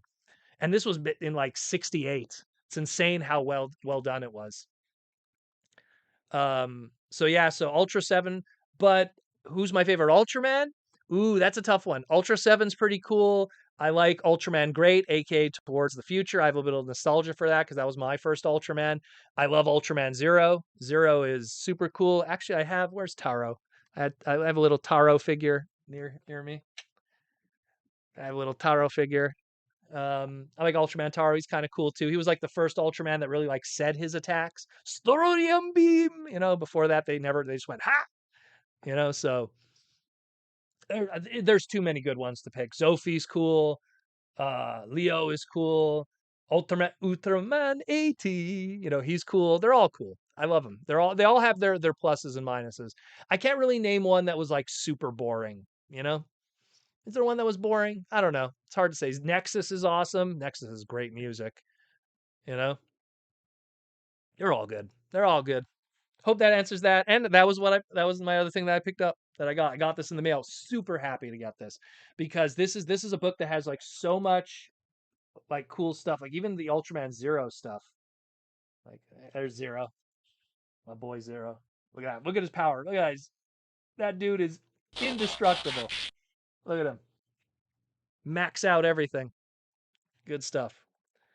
Let's keep going to the other super chat. Thank you, David Cabal with the and I will see you at San Diego Comic-Con. I know I'll see you, David. Mark Morales with the $5 super chat. Just caught up. The Optimus that got leaked looks way more robust than the Earthrise. Well, I'd hope so at a commander class by a landslide. Hopefully, it's a happy medium between MP44 and MP10. Well, let me bust out MP44 here for a second. One moment. Because I actually was referencing something recently. Hold on. There we go. So I have a sealed one here that I protect. Um, you know, it's like it's something where I'm sure they're gonna have something where it's gonna be a happy medium. They will. We've seen it already. Like let's give a good example. Look at Masterpiece Dinobot, the Beast Wars character, and you know, and what they did with the Voyager class 12. You know, that was a beautiful figure. They did an incredible job. Look at what they did with what do you call it? The Tigatron. You know, the Tigatron was really good too. What else was another good one? I'm trying to look at some of the masterpieces. Well, I mean, Shockwave was good from day one. The Starscreams, they keep making them better and better as they make them Voyager classes. You know, but every time I open a masterpiece box, it's so big. But yeah, you know, I was referencing a whole bunch of things recently for the news. So, I mean, I think it's going to be amazing. I think it's going to be very well done. The only thing that sucks is everyone that heavily invested into Earthrise. I got the Earthrise one, and that was it. I never got any of the repaints or the different molds because I'm like, you know, every time you're buying a liter, that's a lot of money, especially here in Canada. I think liter classes are like $69.99 now. It's a lot of money. And didn't we just have a rant about money? So yeah, the Black Arachnia. You're totally right, T Formers 2002.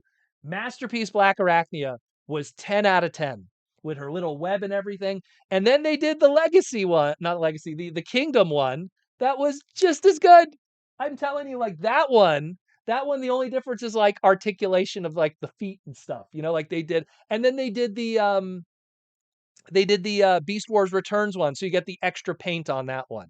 So you have so many great like they bring it down and they still figure out a way to do it right. So I think it's fantastic. I really do. Pirate Adobe, Adobe, Preach It, Brother Proto. Thank you, Lizard Sphere X. Thank you, Brainstorm 2002. Roman Schilling, sorry I'm late, Proto. You're never late. You're never late. You're fashionably early. Little word of advice. Little social word of advice. Whenever someone's doing a party, the cool guys always show up late. They always do. David Cabal, watch Ultraman Rising. It got me into Ultraman. Been watching the original series on Tubi. Yeah, dude, thank you for. Tubi has like almost everything Ultraman. The greatest piece of Ultraman media ever made is Ultra Galaxy Fight the movie, which is Zero's first appearance. My goodness. It's like the guys who created Ultraman watched Revenge of the Fallen and went, we could do that.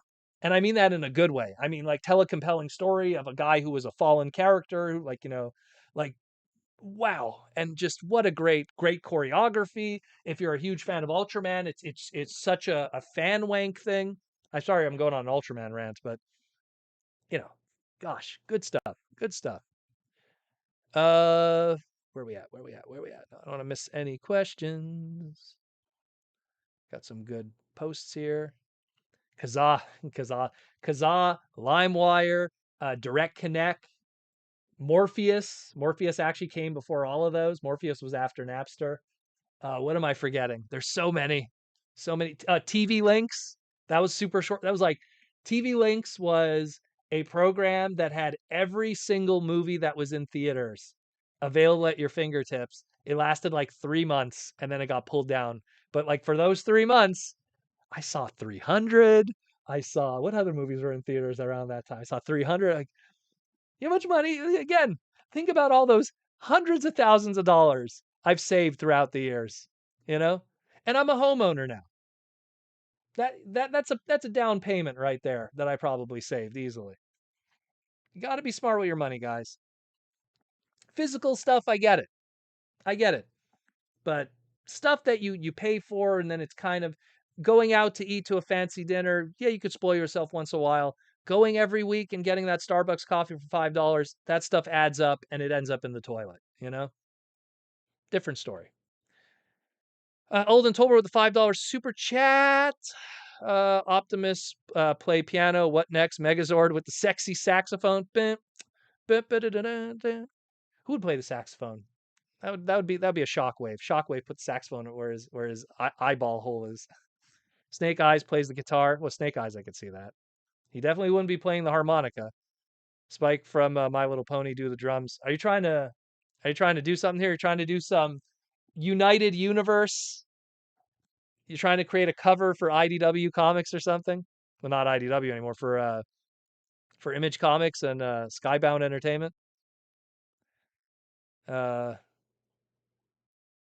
Ashton, if I was in the military, if I'm not early, I'm late. Well, that's a different story. Bear Share, that's another one too. Jeez. We're all dating ourselves now. Goodness. Goodness. But and you have to understand something. Gosh, who was it? There was this, who was the director that said it? And he said something really profound. He said creativity and entertainment should not be gate kept by the rich. And what he means by that is he doesn't mind, and I forget which director it was. If someone knows who I'm talking about, put it in the comments. But he said that like if someone could enjoy my movie and they had to download it for free to see it, but they enjoyed it and they downloaded it because they couldn't afford to see it in theaters, because he's fine with that. You know what I mean? It's like he's totally fine with that because I'll be honest, some of the properties that I love to death, that I absolutely love to death, I discovered them through no, I guess, legal means. I love Initial D. First time I discovered Initial D was illegal downloads from the internet. Like old fan subs from back in 2001. Like that's literally when I first saw it. Dragon Ball. My God. Being a Dragon Ball fan in the 90s, most of Dragon Ball was not enjoyed through censored, Funimation and what was the other company that did it afterwards? But Funimation dubs. Like I watched 90% of Dragon Ball from fan subs that were illegally downloaded on the internet. We didn't have the opportunities to even give them money. So for me to enjoy Dragon Ball, we were just talking about Ultraman. You know, I got to watch Ultraman dubbed by Sinar Entertainment on TNT Network when I was a kid. And same thing with Ultraman Towards the Future. I rented a VHS, movie compilation, but most of that stuff I found in the fan sub world. If you were an anime fan in the 90s, we were way ahead of everyone else with the download space. Years later, then people would catch up, and then now you're downloading whole movies. But back then, if you were an anime fan, the only way you were discovering Sailor Moon, Naruto, Bleach, Cowboy Bebop, a lot of the stuff was downloading it for the first time, because if you lived in a small rural town USA, you didn't have that one VHS store that rented anime VHSs. Maybe they had a copy of Akira and Lensman, or I'm trying to think of another obscure, like every video store anime. Akira, Lensman, maybe Venus Wars, Tank Police from Masamune Shiro. What else would be like a super common VHS that you would find at even a place that wouldn't have anime? Oh, because Lensman was always one I would see. I guess maybe Battle of the Biodroids, which is Macross Do You Remember Love, but dubbed badly. But no, that's a weirder one. Either way, maybe Ninjatron could chime in or Aaron Archer. But um, Clark Clint Games with the $5 super chat. Ashton also said I bought so many $1 bootlegs while I was overseas. Hey, I'm with you with that. I love bootlegs. Clark Clint Games says, Proto, I love your pod. You and Aaron did, but I have to know, what do you think the biggest issue with modern Transformers is right now? I said it at the beginning of it. Late stage creativity. The biggest problem is we're just kind of look. We were just talking about Earthrise Optimus Prime, the chest, da da da da da, and now we're buying another Optimus again. Buy another Optimus again. Buy another Optimus again. Hey, Proto, when are we releasing Prowl again? Hey, this, as much as this might be ugly to someone, at least is different. At least it's different. You know, giant plane Optimus. You know, giant aircraft carrier Optimus. What do we got here? Appleseed, that one okay, yeah, Ghost in the Shell, that is correct. But Ghost, that's already later. But yeah, I will agree with you with Ghost in the Shell because that was like a big one. Ninja Scroll, there's one for sure. Kiki's Delivery Service, sometimes you would see the Studio Ghibli stuff there. Wrath of the Ninja, by the way, I know all of these because shout out to Sci-Fi Anime, my anime store back in the Golgo 13 is, but I definitely Go 13, the Nintendo game, would be in every video store. I don't know about the movie back. I'm talking like you have that video store that has maybe 5 anime VHSs. Like, what are those 5s? Oh, you know what one of those 5s would be? Street Fighter, the animated movie. That would be one of those 5. That would be definitely there. Rama 1/2, at least one, like the first VHS by Viz. Project Echo, that's all Viz Video. Bubblegum Crisis was not Viz. I think that was Pioneer back then. Tank Police. God, I love Tank Police. Love Tank Police. Underrated. No one talks about Tank Police that much. Tank Police predicted the big V. Don't leave the house. Wear a mask. Oh man, Tank Police. Blue Seed's another great one. There's so many. There's so many 90s anime. I mean, cell animation is such a lost art today. Evangelion, of course. I don't know about that being a common thing you'd see at a video store though, but like even like if you go to like early Blockbuster, like you're in a Blockbuster in 1996, what anime tapes do they have? Akira was always the obvious one. You could go to like a mom and pop video store and they would have Akira. Fist of the North Star movie. Yeah, that one there. Somkiat, I'll give you that one. The Fist of the North Star movie that was dubbed. It was English dub, Hokuto no Ken, where everyone kind of had a bit of an accent. It had the different ending than the original Japanese ending. That's a fun fact with that. The original VHS in Japan had the one ending. The Western dub had a different ending that was filmed but never used. That's a fun fact with Hokuto no Ken. Uh, yeah, Rama 1/2 was another one I absolutely. Me and my sister loved Rama 1/2. Love it, love it. Supposedly they're going to be bringing it back, but it's just not going to be the same. Modern anime today, the way that it's produced, cannot Rama can't exist in that world the way that it existed back then. Now, because a lot of anime today is made with the intention that it's going to be shown by a Western audience, they're way more sensitive about what they do with like nudity and stuff like that. That's why we have a lot more ecchi anime that like they'll show everything but the nipple, I guess is the best way to put it. Um, like they'll show everything but that much. So it's kind of the same thing. Rambo 1/2 was like balls to the wall with all of that, and you couldn't do that justice today. 8 Man After, that's another one of those early ones from Viz. Yeah, that was a good one. That was like the unofficial sequel to 8 Man. Dirty Pair, there's another one. There's another one. I know all of these. I'm a madman. I have in my manga room, they used to at Blockbuster, they used to have these flyers that they would have at like the exit that were like, hey, here's the latest VHSs that are coming out. And they'd always have the anime ones from Viz, Pioneer, ADV. And I would take them. I would always take because they were like mini posters. One day I got to dig it up. I'll show you guys. It's so cool. I have so many. I have Gundam. I have Record of the Lotus Wars, Slayers, Metal Fighter Miku, Gundam 0083, because Gundam was like very limited back then. They only had 83 and 80 in the original movie, the original 3 movies. Gunsmith Cats. Gosh, hey, there's Gunsmith Cats. Sharif said it too. You know, Dirty Pair's a great one also, and Dirty Pair Flash. The remake wasn't too bad. Prince of Phalanx talking some WWE now. Money in the Bank hasn't been good so far. The women's match. I'm gonna watch it in replays. Unfortunately, I'm going to watch it in replays today. Today is too busy a day. Too busy a day. TFcon is next week. TFcon is next week. We got so much. I like, no joke. I still have so much I got to do. Got so much planning. And again, I want to reiterate: if you're going to be at TFcon and you are a patron of 4 months or more, and you do want to get this guy for free, please contact me through Patreon, and we'll generate you your code, and then you just bring the code on your phone, and I scan it, and that's that, and you get your boy. Trigun with Vash the Stampede. I love Trigun.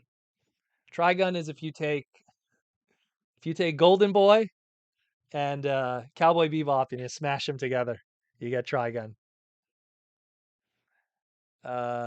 Speaking of wrestling, new Kinnikuman series. Well, of course, anyone who knew what happened last week, the creator of Kinnikuman follows me on Twitter.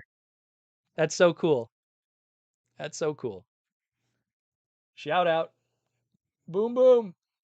Oh, that's Nisei, but Kinnikuman Nisei. Where are we at? Pat Labor, another classic. Love Pat Labor with Noah.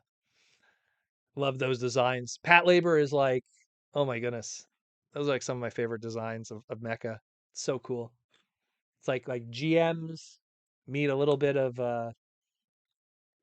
Probot Tectors from Super C.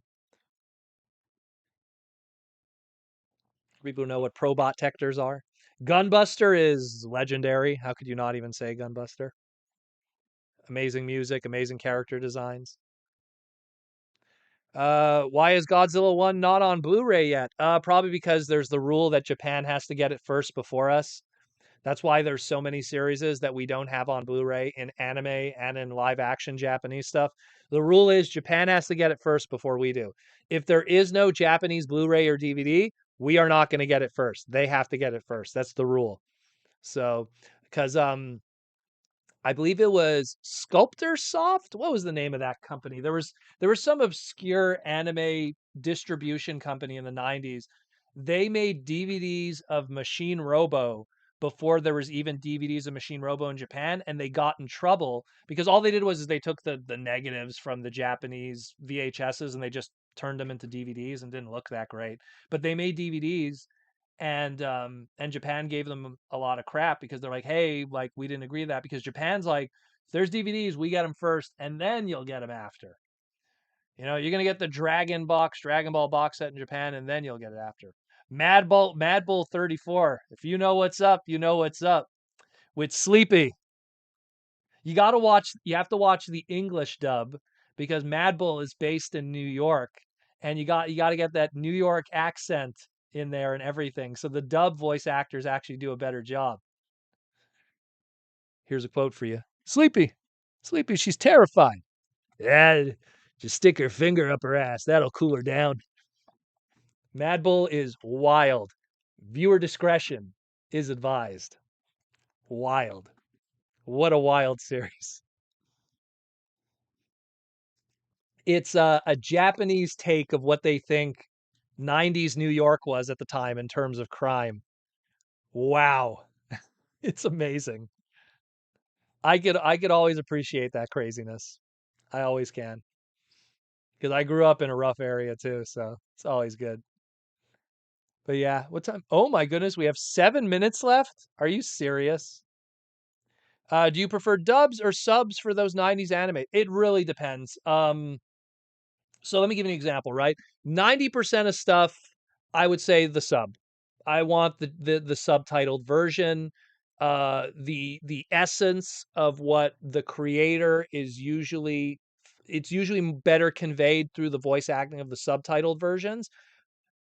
But that being said, I do visit the dubs to see if they're good, and there's a few that have really good dubs, and then there's one or two that I could say that are even better. Um, Tetsuya Ingawa, the creator of Golden Boy, said that the dub of Golden Boy in English was better than the sub.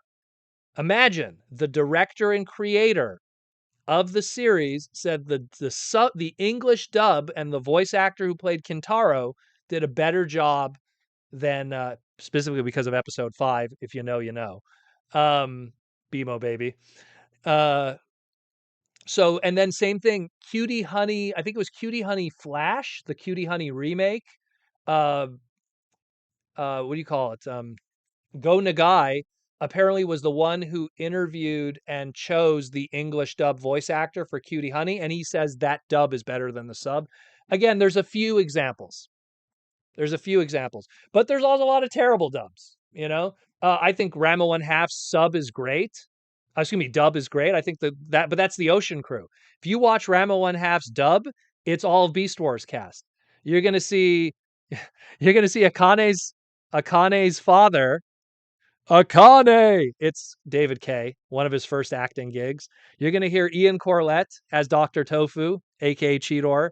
You're going to hear, Richard Newman, aka Rhinox, as every bad guy character. You know, it's all over the place. You're going to hear all that stuff. Uh, Honey Flash, yeah, it was Honey Flash. It was because that was the newer one. That was the one that had the newer style. There's some really good ones. Trigun, because what I do is I watch the sub version, and then a lot of times I end up watching the dub version because my friend doesn't like reading subtitles back in the '90s. Shout out to Ben. So, and I would watch like Trigun and dub, and I'd be like, oh, it works. It's good. It doesn't offend, in my opinion. You know, was it new Cutie Honey Ninjatron? I remember it was the newer art style. It was the newer one. I remember it was the newer one. That's why I'm thinking Flash because that was the commercial. Because it would go Flash, and that's obviously because of the theme song, but then it showed Flash, and I thought, anyways, all I know is it was Viz Video. That's all I remember. Aaron Archer says, have a good weekend, everyone. See you on the flip side. See you, Aaron. I will be seeing you in less than a couple days. I'll be seeing you soon. Yeah, and Rama One Half's crew carries over to Inuyasha, not to mention the designs. Not to mention the designs. It's all Remiko, that's why.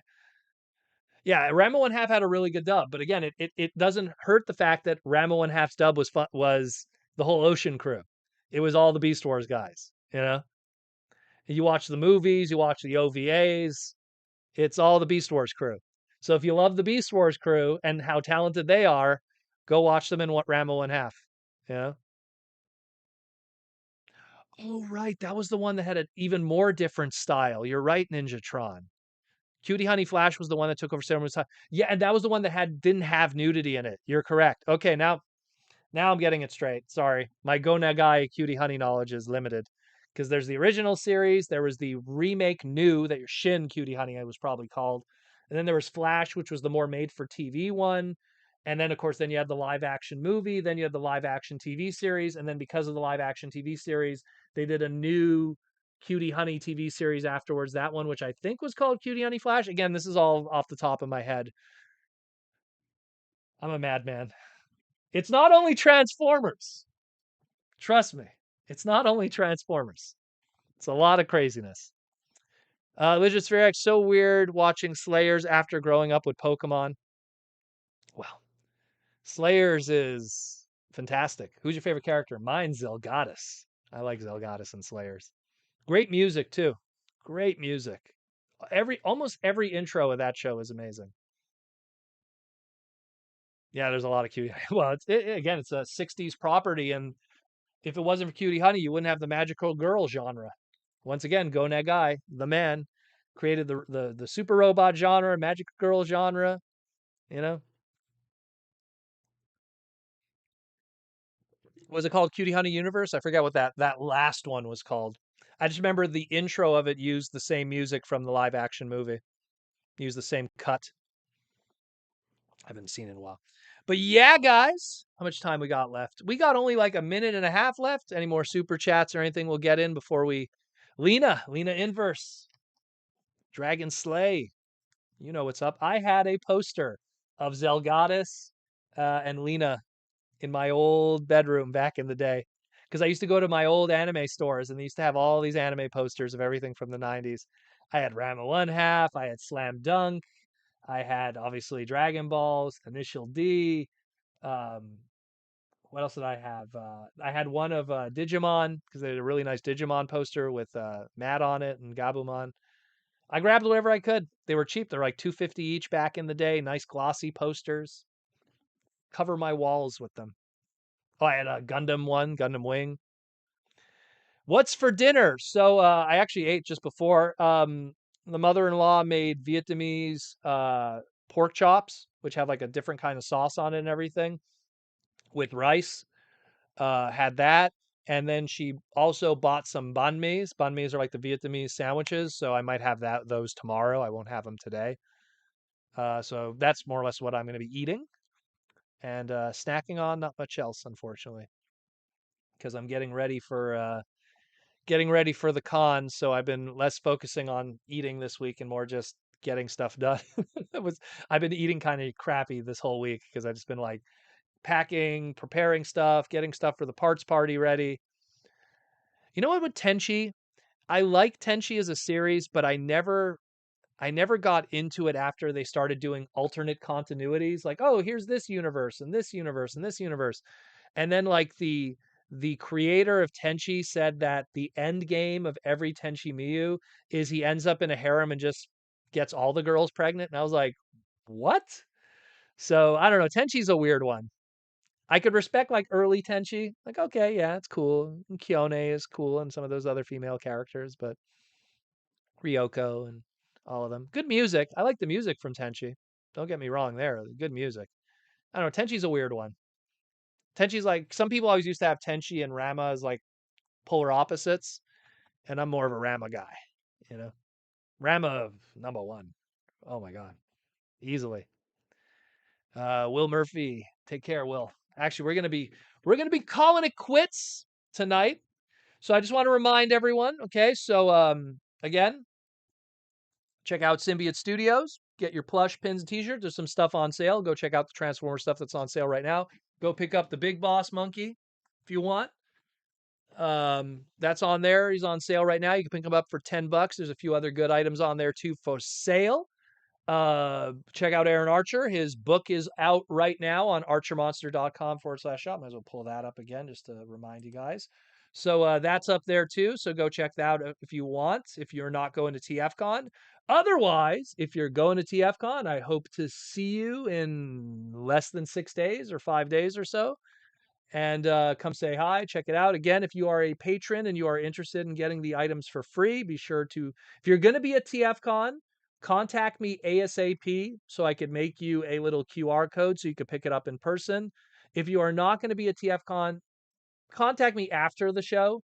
And we have a small stock of this put aside where we'll send it to you for free. Just cover shipping. That's just so I don't lose my lose my ass on it, you know. Shipping it to like anywhere, like just shipping, no joke. I just shipped like a small little thing of trading cards. I just shipped to Ontario recently. It was $18. So sometimes it's a little crazy. This will go into a padded envelope or whatever, so it won't be as bad. But the point is, that's why I asked just cover shipping, and it's free for you. But so we will see. We will see. Finding out Bruno Man's a fan of Rama 1/2 made my day. I could literally sing all the theme songs, all of them.